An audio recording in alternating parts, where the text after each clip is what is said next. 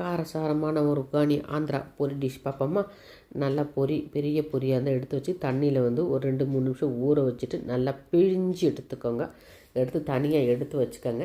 வெங்காயம் தக்காளி நறுக்கி வச்சுக்கோங்க. நீங்கள் வடை சட்டியில் எண்ணெய் காஞ்ச உடனே கடுகு உளுத்தம்பருப்பு காஞ்ச மிளகா போட்டு தாளிங்க.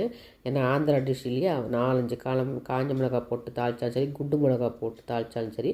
அதுக்கப்புறம் நறுக்கி வச்சுருக்கேன் வெங்காயம் தக்காளித்தை வதக்கிங்க. ரொம்ப வதக்கக்கூடாது, லைட்டாக தான் வதக்கணும். அப்போ தான் அந்த டேஸ்ட் நல்லாயிருக்கும். நம்ம இந்த பொரியில் கொஞ்சம் என்ன பண்ணலாம், மஞ்சத்தூளும் உப்பும் போட்டு கொஞ்சம் கலந்து வச்சுக்கிட்டா கொஞ்சம் அதில் உப்பு பிடிக்க ஈஸியாக இருக்கும். அதுக்கப்புறம் நம்ம இதுலேயும் கொஞ்சம் லைட்டாக உப்பு போட்டு வதக்கிக்குவோம். பச்சை மிளகா ஹைலைட்டுங்க. நல்லா 6-7 பச்சை மிளகா மிக்சியில் அடித்து அதையும் இதில் சேர்த்து நல்லா வதக்கணுங்க.